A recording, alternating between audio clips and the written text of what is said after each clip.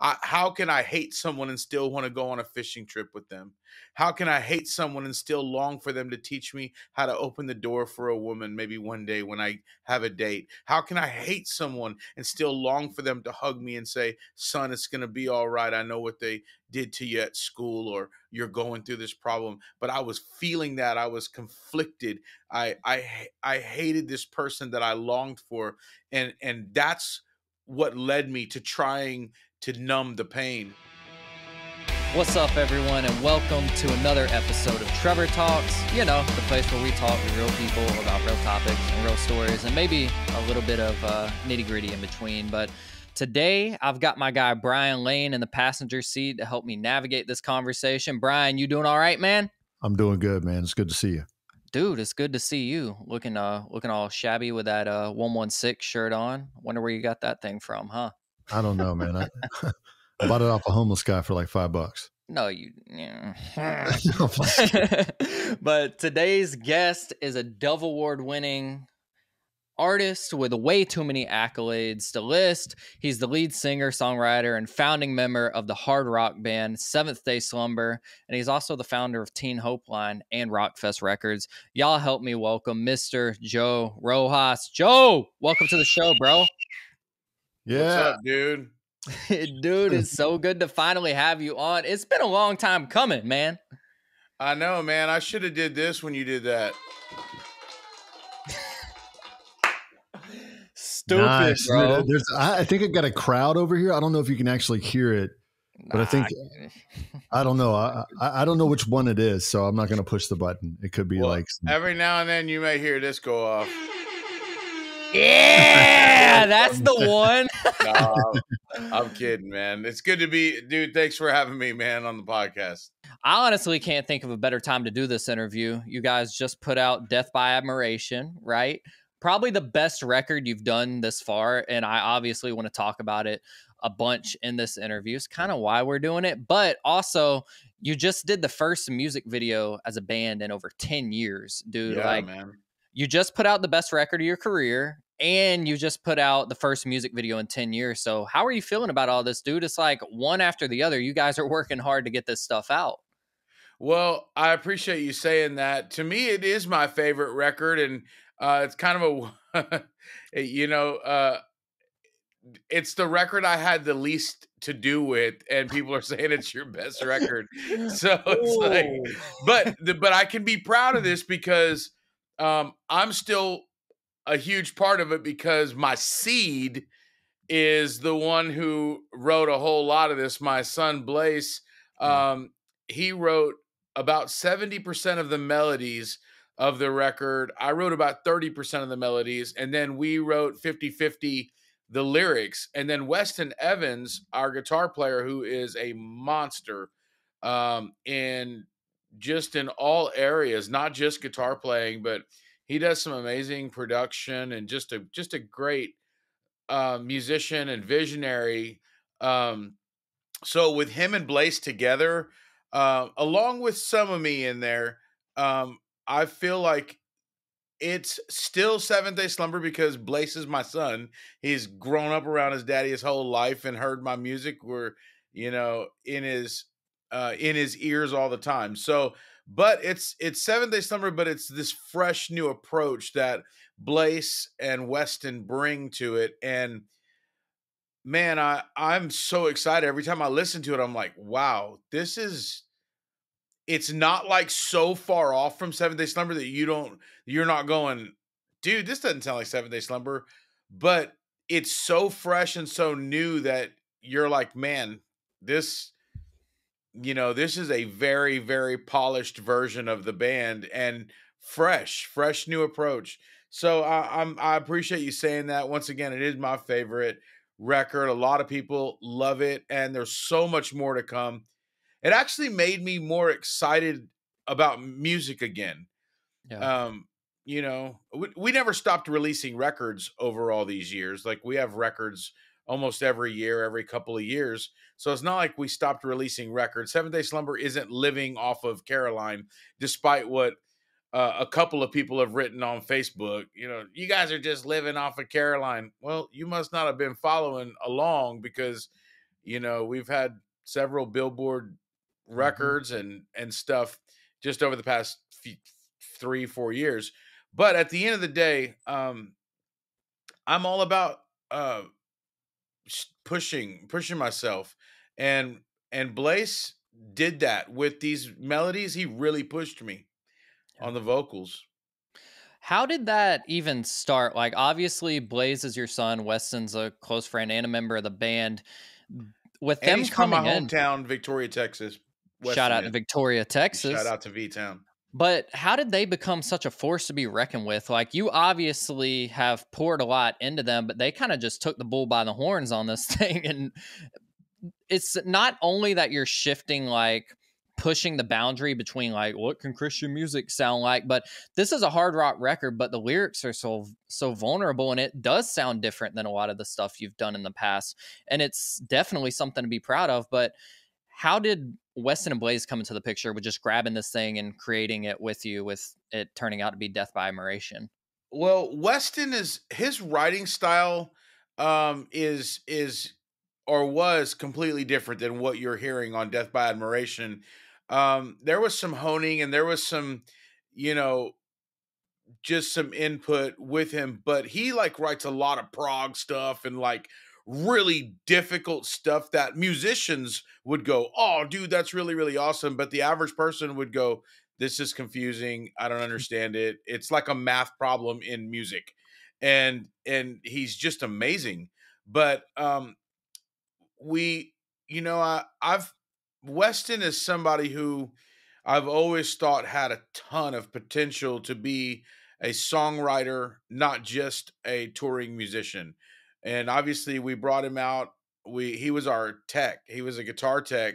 And he toured with Spoken for one tour on the City Rockfest tour. That's how we met him. We had Spoken out on the City Rockfest tour. And, Weston's from my hometown of Victoria, like I said. And so I immediately took to the dude, but he Spoken went home, and Matt was like, "Man, we're probably not going to be doing anything for a couple months." And I said, "Well, Weston asked if he could come out and even tech for us, because we had a guitar player at the time. Marco was playing for us, who's now playing bass for Disciple and who's the lead guitar player for Amongst the Giants." And so Weston came out. Long story short, we loved him. We poured into him, and he just really became this amazing touring musician. But I felt like there was more. And so I just kept telling him to send me stuff, and he wouldn't take it harshly when I'd say, "That's not it, Weston," or "That's not it, Weston. This doesn't sound like what we're doing. It's really cool for prog stuff or whatever it is you're doing, but not for us." But anyway, that's how, and he just honed it. He wanted it. He wanted it, and he is moldable, and he just went hard. And then Blaze, and also Weston is a very he understands being real. He understands not being fake, and he wants to write about real things that people that actually matter, and not just show off his guitar skills. That's the thing that really got me the most. Like, the dude is the best guitar player, or at least one of the top best guitar players that I know. And he doesn't care that you think he's the best. Obviously, everybody wants to be complimented, but he wants to do something meaningful. That's what hit me. So not only is he the sickest guitar player out there and an amazing producer as well, but he wants to do something meaningful. And the same thing with my son Blaze. And I could brag on him for being my son, but take that aside. This kid is one of the sickest drummers I've ever played with. I would say he is the sickest drummer I've ever played with. No offense to other Seventh-day Slumber drummers, but he wants to do something meaningful, something that matters, something that echoes into eternity. Those are the things that I feel like God honors that, and that's how this ended up happening. And then Blaze started coming to me with melodies like before this record. He came to me with the song "Man Down," and those lyrics made me cry, dude. Like grown man cry, dude. Yeah. And I was like, wow. And so Josiah Prince and I got with Blaze and we finished the song Man Down. That was on the Closer to Chaos album.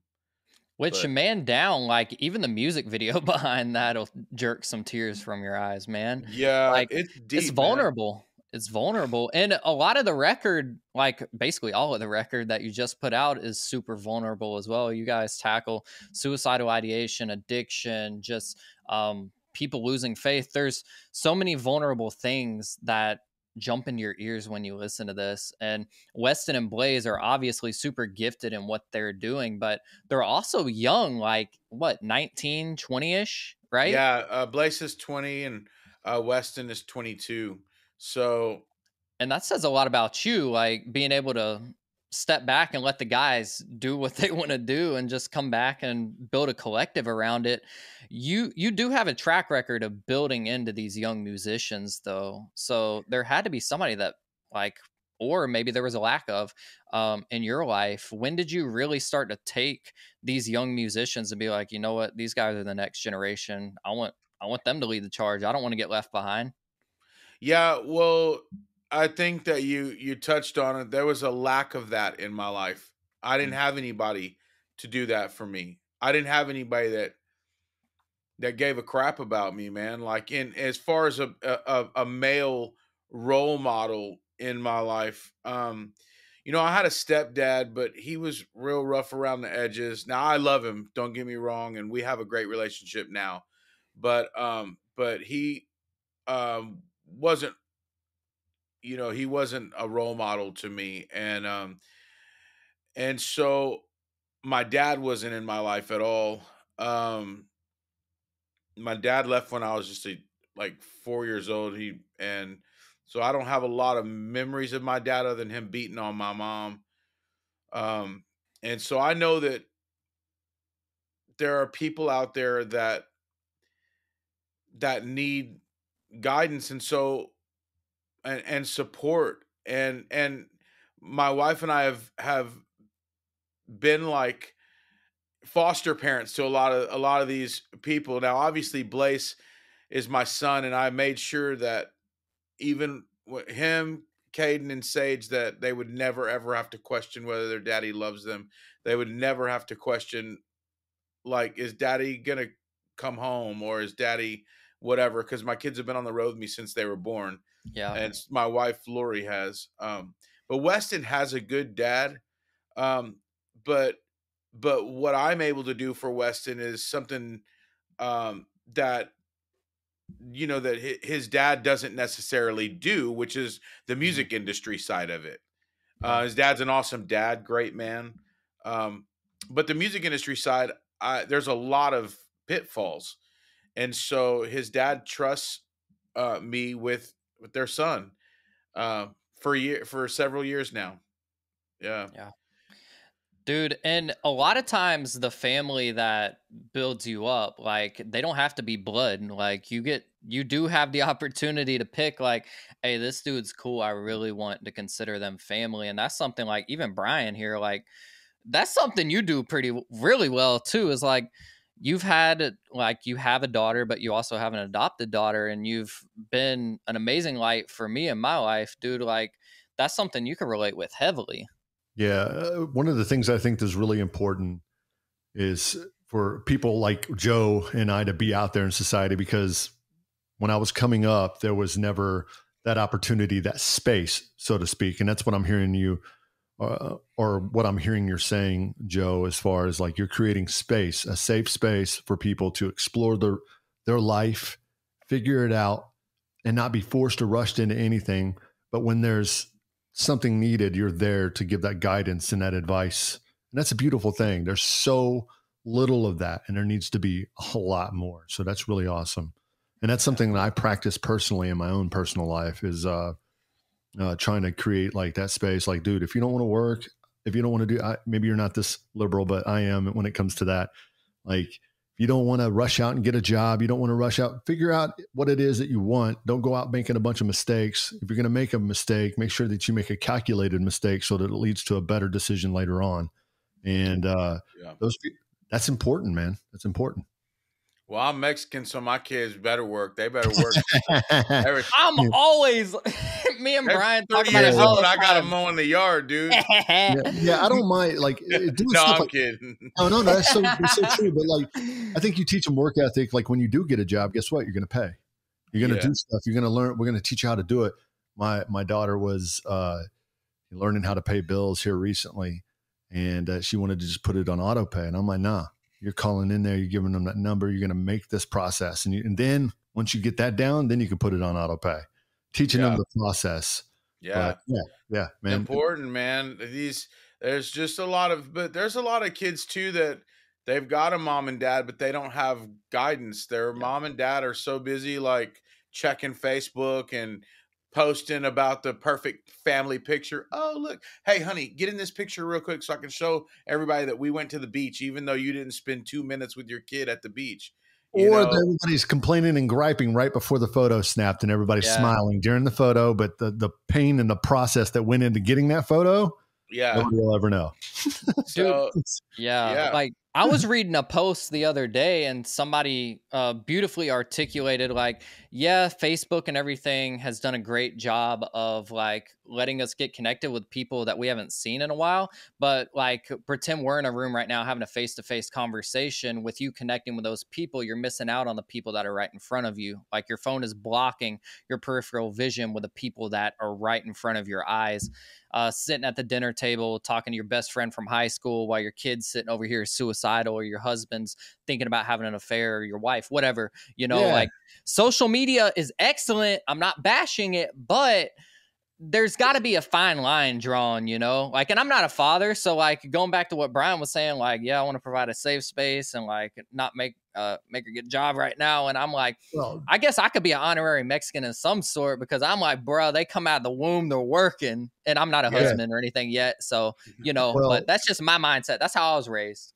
Well, I mean, obviously there's two different contexts going on here, like the context in which he's helping people versus the context bringing like adopting kids and stuff like that. But it's all the same nonetheless in the sense that you're providing, Joe, what a lot of people only wish they could have. And for you to be a father figure and an influence in somebody's life like that, to give them the opportunity to feel valued, but also to feel validated, to be seen and to be heard and to be commissioned with purpose. That's awesome. Yeah. It's commendable, man. That's I appreciate that.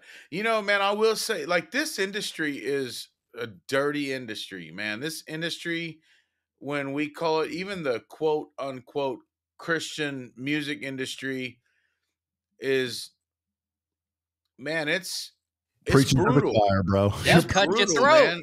They'll cut your throat right open. Yeah, no, it's brutal, man. And the worst part about it is, that you are trusting someone because they said Jesus, because they're supposed to be Christian, and and you're like, yeah, I would rather you steal from me and I knew it was coming than you tell me all about your Bible study and all the people you prayed for, then all of a sudden all the while you're draining my bank account or you're stealing my publishing or you're like, I could go on and on and on. And that's why, look, but then there's another side to it too, that artists don't realize is that when you do, because I've been on labels for many years, like real ones, and so,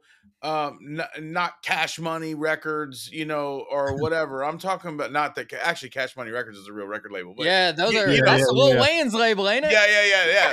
Pick a different one. Big Bling Records, and so they're selling stuff out of their car. You know what I mean? Like that's cool. I respect the hustle, but I'm talking about major labels: EMI, Capitol, Warner Brothers, Word Entertainment, Tooth and Nail, BEC. Rockfest, like real labels, Universal Music Group. Shameless plug. Yeah. And so I see the pitfalls, man. I've seen them. And so, and I've seen what real stealing from a band looks like. And so if you're a band who's never seen that, then, then your career doesn't take off the way you thought it was supposed to, because you felt like you were God's gift to the industry. See, we Right. got a part to play too as artists. Like, you know, you don't deserve anything in this industry. I worked from the sun up to sundown to get where I'm at. Nobody gave me anything. I didn't have a rich mom. I didn't have a rich dad. I didn't have a, you know, I worked my butt off to get where I'm at. But I had people legit steal from me because I didn't know the industry at when I first started. And so what I feel like we're able to do as a label, and as me being an artist as well, is help those bands from the Rockfest tours to the Small Town America tours to the all the tours that we have, the recovery tour that we've put together, and the Rockfest label and Nashville label group. We've been able to help these bands, give them deals that I never got when I was signing. But if you're not careful, you know, they'll think that you're that too, because they don't really understand what real stealing from you is. And as opposed to your career not taking off the way you thought it was. And, you know, why didn't I get a check for 15,000 last month? Well, it's because you literally have 5,000 streams a month, you know, like, but if we keep working hard, we'll get there. And so these are the things that I feel like that I'm able to do for a lot of these young artists, is to be real with them, be honest with them. I'm not going to sugarcoat it, but at the same time, I'm here when you fall to let you know that you're loved, that it's all is not lost, that Right. we can just do the next right thing, and we're going to continue to build. It's not over. And yeah, and it's important, you know, that they know that, because it's a cutthroat industry. Well, I'm still trying to scratch my head at the statement you made a minute ago, and that is somebody stole from you. When I look at you, you're somebody I would think twice about stealing from. You know what I'm saying? Like, I wouldn't mess with Joe. they must have been Shall we? like on drugs or something, you know, or Well, I'll tell you a story, and this Yeah. is going to put me on Front Street. Um, I'm all ears. all right. Now, listen, I've never told this story on a podcast before. Uh-oh. So listen, I signed a deal with a label. Now, this was years ago, right? Like 20 years ago, or like, yeah, something like that. I'm not going to give you the exact how many years ago it was. Okay. But I signed a deal, and it was major distribution. It was a beautiful deal. And I had to come up with $30,000, right? So for the deal, like, basically I got an amazing deal, but I had to pay for my own marketing. And I was happy with that because it was like a pass through deal, and I didn't have to sign my publishing away. I didn't have to do anything. So I was new, like, in this industry. I hadn't made no money. I was living in an apartment. My wife and I, Blaze was just born. And so anyway, I borrowed, my mom she's a single mom, raised two boys on her own. She took out her 401k basically. So that way I could use that money, and she believed in 7-Day Slumber that much. And that money, I signed it over. I put it in that escrow account. That money was stolen. It was my mom's money. You got to remember, I'd only been a Christian at that point, like just a few years, years, a few years. So here's the story that I never told nobody. They haven't seen or heard from him since. Well, no, no, I'm just they kidding. haven't done that since. I'll tell you that. Shovel in here somewhere to signify where you buried this guy? No, but listen, my mom is everything to me. She's the only one that ever loved me properly, Right. until I met my wife, you know. And so, no, I got a call from somebody at that office and said, "Hey, man, I'm sorry to inform you, but your money was stolen, and the so-and-so that stole it is no longer here, but we don't have your money." And I told them, you got to remember, I'm still a new Christian at this point. Right. I told them that they had about 5 minutes to come up with my money, or that I would be at that place, and I'm willing to risk my salvation. Yeah. And Basically, I said, I'm coming with a bat. Yeah. And I was dead serious. Now, I did get a call back in 5 minutes, and miraculously, my money had appeared. And there was actually a good man there that that did something amazing for me. And he is still a good friend of mine to this day. But anyway, yeah. So that's it. I've never told that story, but that money came back to my mom.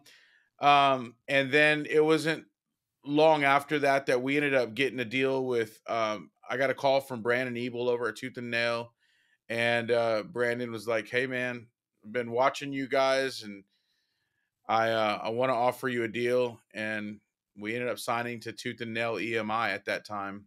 Wow. Anyway, I'm a little embarrassed to tell that story because it makes me sound like I'm just a bad person. But at the end of the day, yeah, and that's not the case. Like, I felt bad after I said the things I said, but like I said, I was still a new Christian. This was 20 years ago. Right. And I was like, it was my mom's life savings. You know what I mean? Right. And dude, I was ready to, I was ready to at least destroy the office. I'm going to be honest with you. I was at least going to destroy the office, and I was probably going to go to jail. Yeah. But there's it's your mom's really, money. At the end of the day, that's my mom's money, dude. Don't mess with at the mom's end of money. the day, I don't care how long of a Christian you've been. I mean, even Jesus went in and flipped some tables, right? So yeah, started cracking whips at people. So I mean, come on now. Yeah, I don't know if I compare that to this, but at the same time, I mean, thanks for having my back, though. Yeah, that's what I'm saying. I don't think I'd have handled any better. I would have probably been like, I'd still be in prison today. Well, I would. That's my mentality. Trevor, what do you think, man?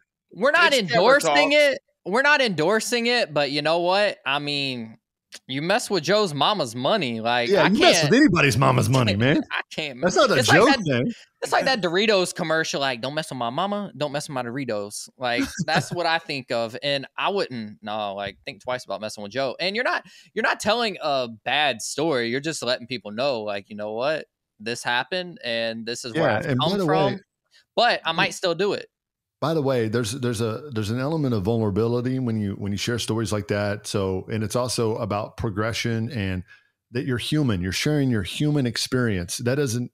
And I just want to clarify, we're not putting out there that Joe Rojas is some kind of gangster Suge Knight or anything like that. And I'm not going to go out there and bang somebody's office up. That was 20 years ago. And I'm taking a chance that someone's not going to like me anymore because of a story 20 years ago. But at the same time, I can give you worse stories than that you won't like me. You're going to decide for yourself whether you like me. All I know is that Jesus loves me, and that's good enough for me. That's right. That's right. And that's the whole essence of Trevor's podcast is highlighting those things. But the flawed aspects of our character, and that wasn't even a flaw. That's a reaction to something that called for justice. So but the fact that you're able to share that with us, it lets anybody who's out there, who may be struggling or had just come out of a situation similar where they lost their cool about something, justified or unjustified, that, hey, it happens to every one of us, and we all move on, we grow, we learn. Yeah, definitely. Well, I've definitely grown since then. And, I still honestly, now I don't say I'm not, I'm obviously not in my life has changed since then. It's been 20 years and I've grown I'm more mature. I still, like anybody else, get angry at stuff, especially when it comes to my family. My family is everything to me. I had nothing, man. My mom was the only one who I had. I was a drug addict with no hope in my life. I've been in and out of jails, institutions, locked up from Texas to California. Man, I hated myself. There wasn't a day that went by that I didn't think about taking my own life. And so to have a mom that never left you when everybody else did, that's what I should have started with on the context of this story. Like, that's someone who never left me when everybody else turned their back on me. She was the one to come to visit me when I was locked up. She's the one that found me on the streets of Austin, Texas, when I was homeless, living in an alleyway, eating out of garbage cans. It was my mom who was there through it all. It was my mom who was Jesus to me when I didn't believe that there was a God. It was my mom who loved me into the arms of a living God when I thought, even if there was a God, which I didn't believe there was, what would he want with someone like me? But my mom was Jesus to me. And so, yeah, I didn't handle that the right way. And thank God I believe God protected me from that situation, because I would have gone on there with a bat and busted the whole place up, because it was my mom's money they stole. I didn't care. I don't care. You could steal from me. People steal from me all the time. I mean, there's a record label that owes me $300,000 right now. But at the end of the day, I'm not going in with no bats. I'm not going in. You can steal from me. God is my provider. He's my source. And so there's nothing that you can take from me or cancel me out of that God can't give me back tenfold. You know, Yeah. I'm not worried about it. You don't provide for me. God does. So I'm not worried about that. This was just more about the respect factor And the principle. for my mom.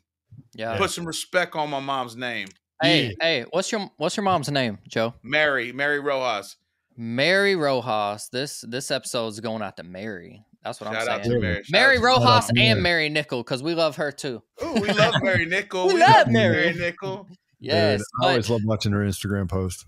dude, come on. And Yeah. hearing this story just opens up a whole other can of worms in my mind. Like, I want to hear the whole story, Joe. Like, before you found Christ, like, obviously the moment that you had in the ambulance, but I just believe, like, for people that maybe they haven't heard of Seventh Day Slumber, Rockfest Records, or even you, Joe, like, I want everyone to hear how impactful that God has been in your life. Like, when Jesus came in your life, it was a complete 180. It took time, obviously, but yeah, you being locked up from Texas to California, that's just not something you say. Like, it's actually something that happened. Addiction almost stole your life. Suicidal ideation almost stole your life. Would you mind sharing, like, as much as you feel led to on your story into becoming the guy that you are today? Well, I think there's a lot of people that have a similar story, and a lot of them are ashamed to tell it because they're afraid that maybe people will walk away. People that maybe are hanging on by a thread at their church or at their whatever. And if they knew that about me, there's no way I'm trying to get them to like me as it is, and they don't even know. And so for me, I just feel like I'm going to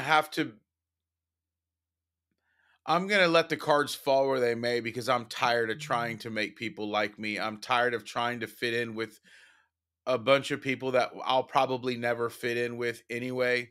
And so if I can just let it all out now, then I know the ones that stayed are the real ones. And Right. so, but most importantly, hopefully it would help somebody that's struggling in their own life to realize that there really is this living God who has a plan for you. It's more than just some cool little Bible story that weak-minded people tell themselves to get through the day about their imaginary friend in heaven up in the clouds. There Right. really is a God. He really is mighty in battle. He really is a loving God. He really does hold the broken in his arms and heal broken hearts. He really is that God who can deliver you from your addictions, restore marriages. And I've seen him, do the most amazing things. Being a drug addict, and I started using drugs and alcohol when I was 12 years old because I wanted to fill this void. I was empty. I didn't know what it was. I didn't know how to fill it. I didn't know what I was missing. I was just empty, man. My dad wasn't in my life. I told you the last memory of my dad was him beating on my mother. I still remember the anxiety from being 3.5, 4 years old. I still remember that anxiety of seeing my mom bleeding, hearing her screaming. And it's crazy because, I'm in my 40s now. And so to be able to still feel that anxiety, it is something that, man, like, it's hard to explain. But throughout that time, I still wanted a dad. I still wanted my dad. It's crazy. Like, this is the craziest part about this, is how can you long for someone that you hated? I was longing for someone and at the same time hated them for what they did to my mom and what they did to me by leaving me and leaving my brother. But I was still longing for you. How can I hate someone and still want to go on a fishing trip with them?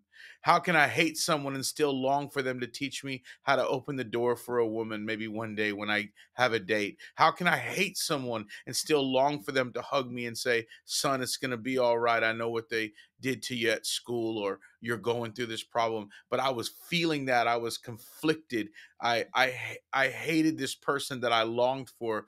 And that's what led me to trying to numb the pain, whatever it is I could get my hands on, whether it was drugs, alcohol, messing with girls, the stealing, robbing, I mean, trouble. I broke into my first home when I was 9 years old because I wanted to, there was some older kids there and I wanted to impress them, and I wanted a dad. I wanted a father figure. And so anyway, by the age of 14, cocaine became that was my drug of choice. Like, that was my jam.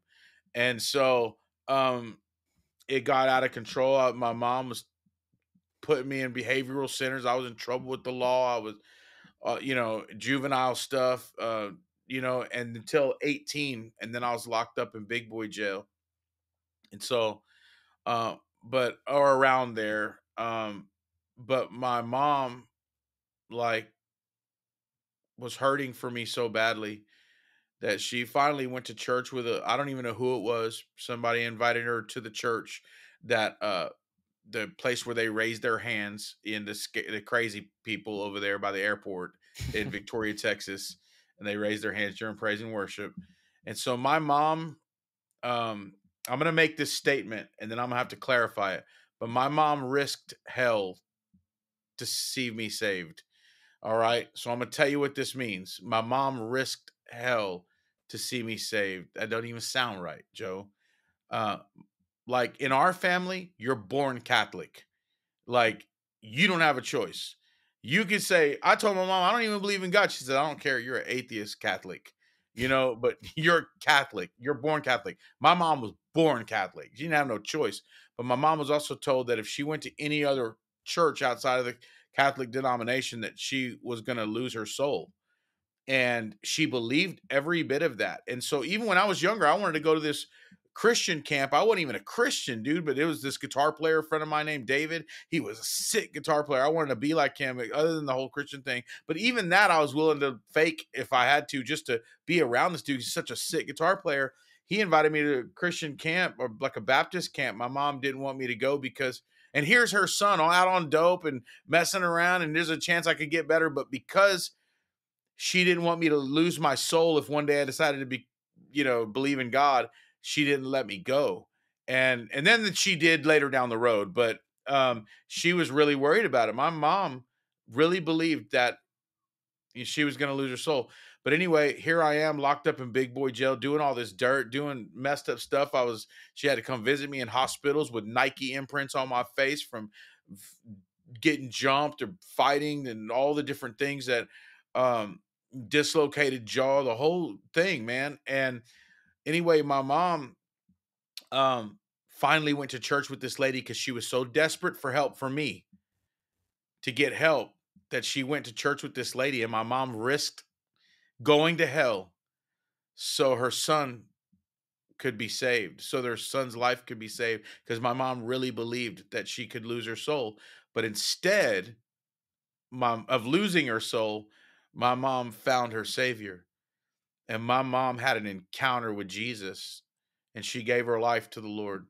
And that began the journey, even my journey, because my mom would then, at that point, she would be talking about Jesus, speaking the blessings of God over my life, praying over me. She'd go to visit me when I was locked up.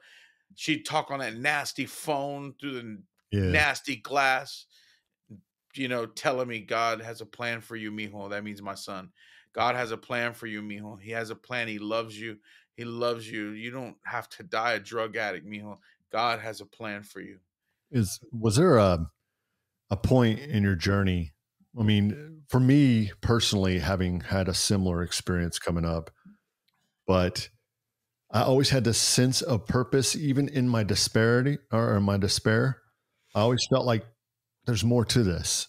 But then at the Yeah. same time, I never felt like I was going to get better. Like, is there a breaking point in which I'm going to get better? So my question to you is this: in that journey, could you ever have fathomed or imagined where you are right now? No, not at all. I didn't think so. I was just No, wondering. there's no way I could have imagined this because I felt like I was worthless. I Man, felt like I had no value. And you know what's crazy is as I'm older now and I look back on it, I go, I was never an atheist. I I I would say I was, and maybe I didn't even understand what it really meant back then. It was just cool to say I was an atheist to all of my friends, as a way to rebel and that kind of thing. But as I'm older, I always say I don't believe in atheists, um, because like how can you know that there is absolutely no God?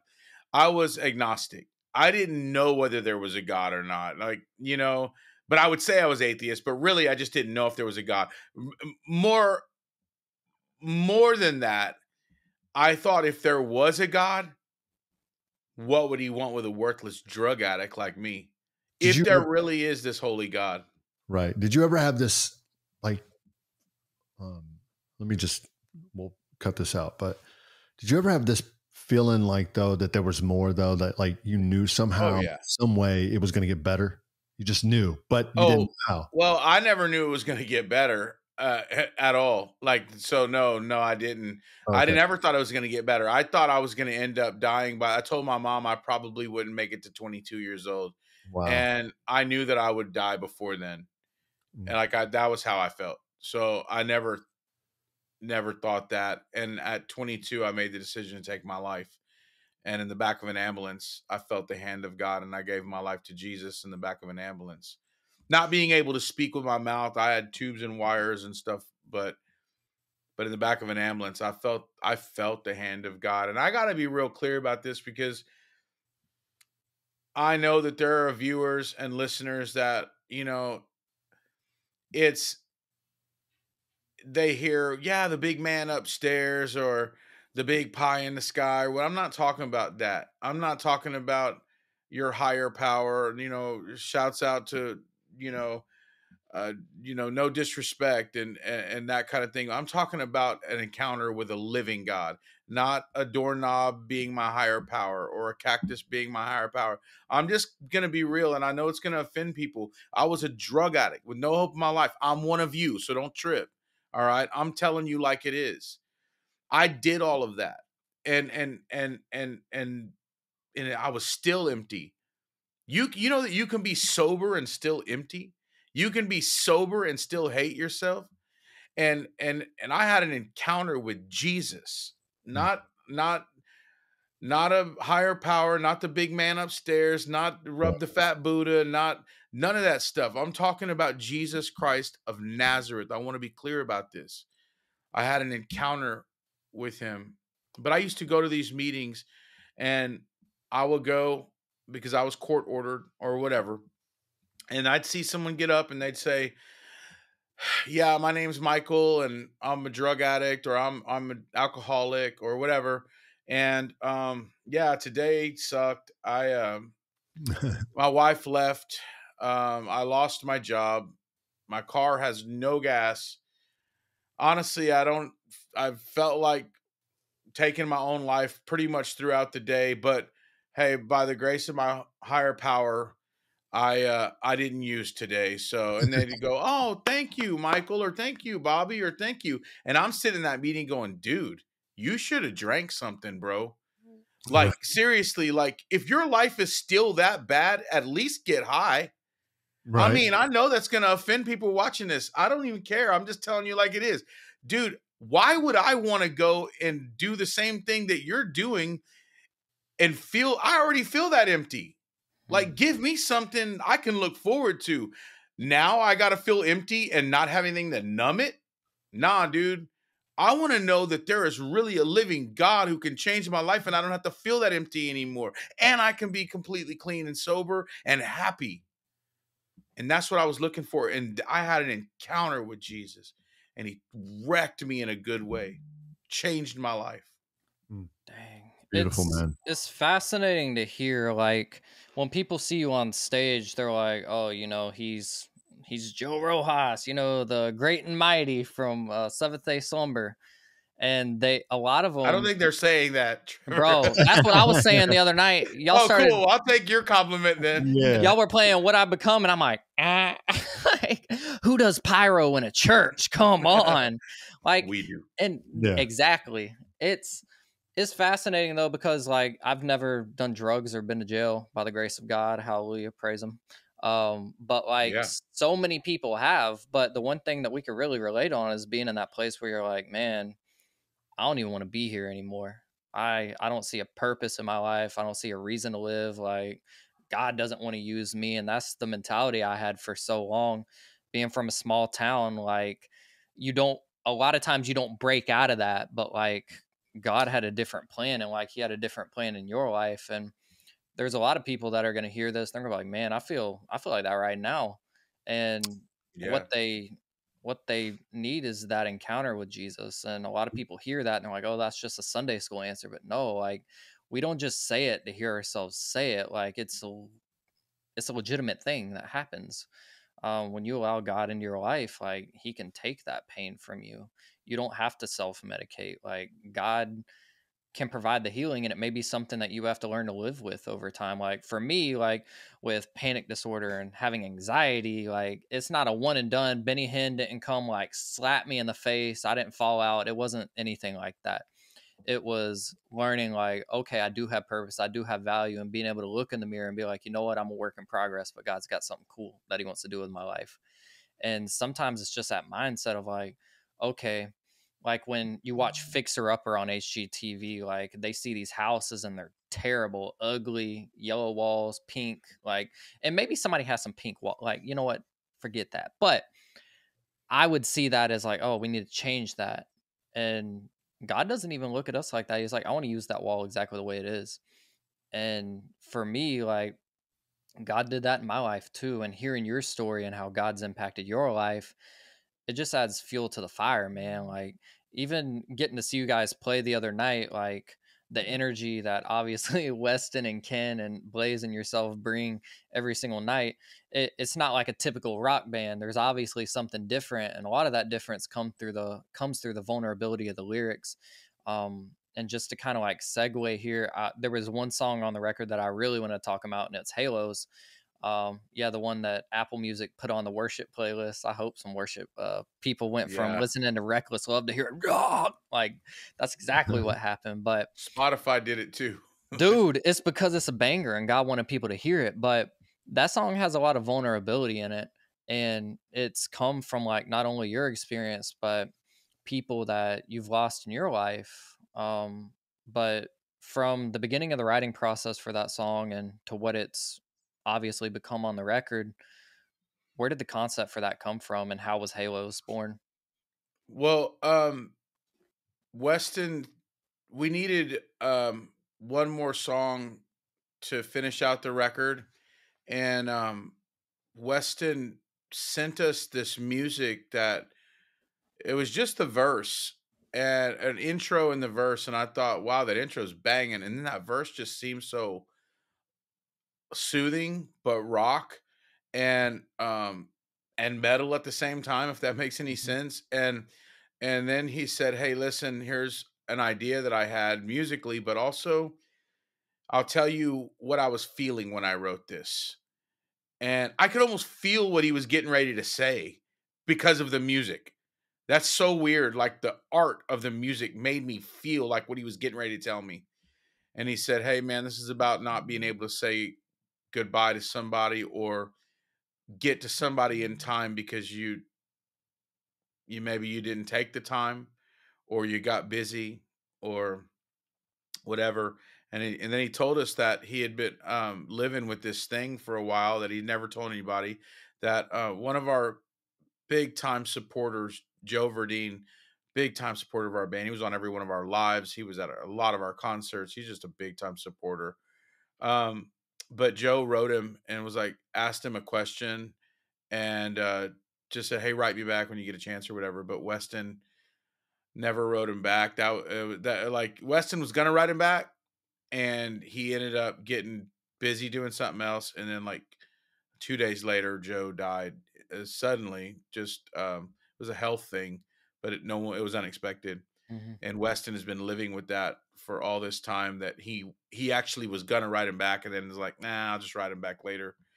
And he said his exact words were, "I felt like at that point I just didn't want to be bothered with it." Like, and that's a rough thing to feel and say. And then for me, I said, "Well, man, first of all, like, you don't have to carry that burden." And so anyway, but for me, it was a friend of mine, Amy, the Semicolon Project. She was a friend of mine for many years. She got saved at a Seventh Day Slumber concert. Um, and then she, had issues after that and like had other encounters at different ministries. But Seventh Day Slumber was that was the beginning of it for her. And we were able to speak into her life all these years. I'm the one that told her she should do this, like with the ministry, encouraged her through it, walked her through the tough parts of it. And she started doing really, really amazing. And the ministry took off, changed countless lives, still changing lives to this day. And then she just went through a difficult time after that. And my wife and I were trying to help her through it. She called me actually just to tell me what she was going through. And so we prayed. I was on the phone for weeks just with her. And um, I made her upset because I actually called the police to her house um, because I thought I was going to lose her that night. And so it wasn't going to be on my watch. And now, I'm no snitch, but at the same time, I didn't want to lose her. Yeah. So I sent the police. That caused a big problem with her. She was mad at me. And then we had a big argument after that. But then it calmed down and she texted me. She really wanted to talk, but I was still upset at the argument because she had said some things to me that were really hurtful. And I didn't write her back. I still have that text message, and she's no longer here. So Halos is about that for me, but it means something to a lot of people. It means something different. Somebody that wanted to spend time with a loved one and they just didn't get around to it, and they're like, "Man, I Man, that's wanted." powerful. Yeah, That's a powerful lesson. And it's so powerful. I had to jump in because we need to learn to love and love always and not selectively because you never know. yeah. Man, thanks for sharing that part. That's really moving. And the lyrics in the song, and I know it's not my fault, but I'm so consumed with the thought of your last words, questioning everything, can't reach out now, it's too late. Yeah. Why is it so hard to say goodbye? So long till we meet again. And like I heard the song like before the record was released and I sat on it, and then now hearing it again, but hearing it live and hearing the story with it, it was like I never knew it was about Amy, who turns out was a mutual friend. She was the Yeah. first person to give young high school Trevor a shot at doing A&R work. And if it weren't for that like connection, like I don't know, like I wasn't suicidal at the time or anything, but like I don't know that I would have been able to do the career moves that I'm able to do now because I had someone give me a shot and that opened a door, and then God just used it to start opening doors. So like her ministry still lives on, and she impacted my life. She impacted your life. She had a global movement, Project Semicolon, like that was a huge thing.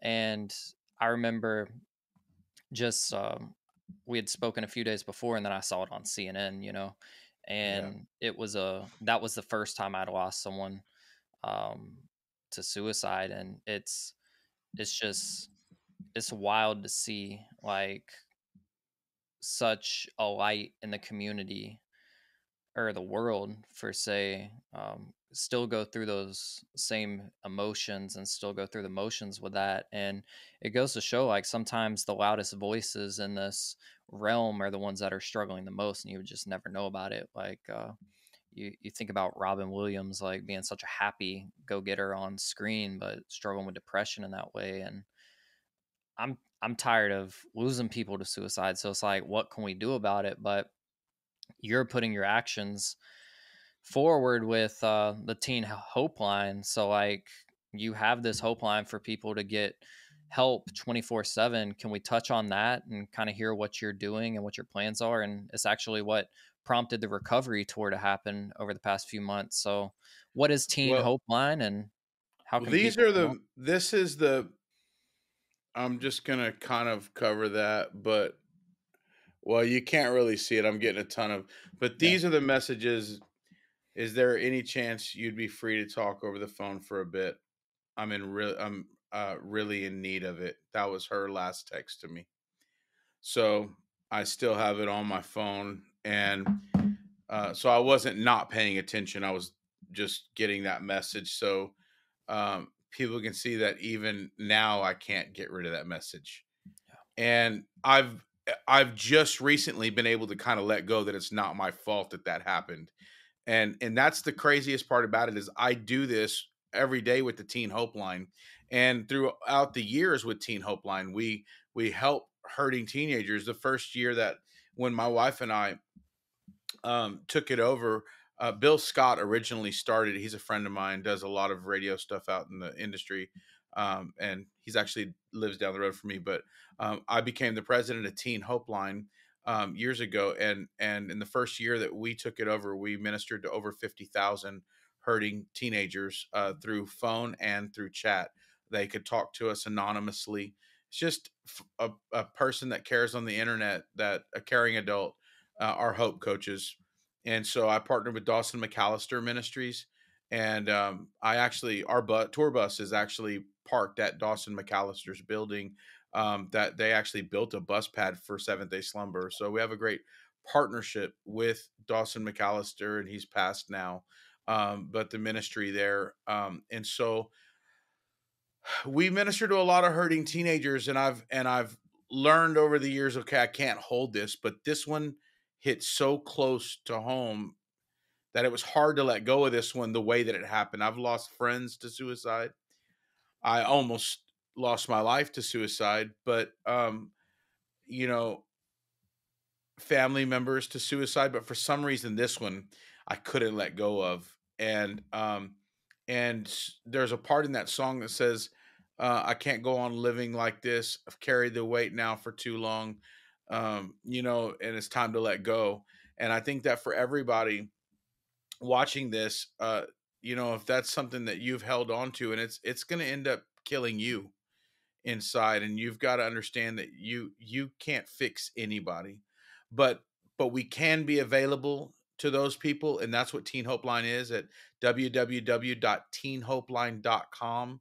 If you're going through a tough time, you're struggling with anything, you can go talk live to a caring adult at www.teenhopeline.com. You don't even have to give your real name. It's through chat. And there will be somebody that understands your pain. They're not there to see through you. They're there to see you through and help you through the difficult parts of your life. I don't care if it's something you're scared to tell your parents, if it's something that you're going through that you don't understand about yourself, if it's whatever, anger, bitterness, depression, somebody you just need to hear their maybe not hear their voice, but see their words and that they care, then teenhopeline.com is your place. Man, that's so good, man. And thank you for Powerful. taking time to be here and share about not only the music, but about the amazing things that you're doing in the community. And I just want to say from a personal level, thank you for doing the work that you do. God's using it tremendously. And I'm just thankful to know you, man. It's cool to see everything falling into place. And even with Blaze and Weston like coming in and becoming strong powerhouses with Seventh Day Slumber, like it's all so encouraging to watch. And even with Rockfest, dude, like y'all are doing some big moves. I know there's going to be some announcements made soon.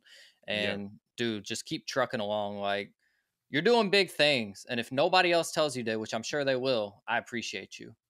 Me Thank too, you, man. I appreciate you guys, dude. And I had to be on this. I had to be on this episode. I'm never on video episodes with Trevor. We have an after show, but I had to be on this episode because you were going to be on here. Dude, thank y'all so much, man. I'm honored, dude. And I appreciate y'all taking the time to let me get in detail, you know, with some of this stuff. Hopefully they didn't cut it off after I talked about to destroy somebody's building. Nah, get my mom's man. money back. My mom needs to get her money back, bro. Dude, mama always got to get her money back. Gotta get your money, mama. That money. No, I mess with my mama. Nah. Exactly. But Seventh Day Slumber's new record, Death by Admiration, is out now. You can go stream it everywhere. If you don't want to be cheap, go to seventhDaySlumber.com. Go get the merch bundles. They've got some amazing merch out there. They got t-shirts, the physical copy of the CDs, and everything on their website, which we'll have a link in the description below. Y'all be sure to go check out Brian on social media at EVG Brian Lane across all the boards there. And yeah, I'm excited to see what's next for Seventh Day and Teen Hopeline. And go see Seventh Day Slumber. They're coming to your city most likely. They're about to go on a tour with Cypher Down, Amongst the Giants, Spoken. Who else is going on that? That's it, right? And you guys, obviously. So it's a big That's tour. such a dope name. Such a dope name too. Seventh Day Slumber. Dude, I mean, Seventh Day Slumber. It's freaking think crazy. For that name, they're like on the level with Korn and stuff. You know what I'm saying? With a K. With a K. That's a whole nother level right there, man. Yeah, we're gonna keep trucking along though. We're gonna keep trucking along. Make sure you go check out the Death by Admiration tour, Seventh Day Slumber to Cypher Down, Spoken, and Amongst the Giants coming to a city near you. SeventhDaySlumber.com. All your info. Heck yeah. Amen. Awesome. This episode's been brought to you by the Whosoevers and now the Teen Hopeline, and we'll talk to you guys next week.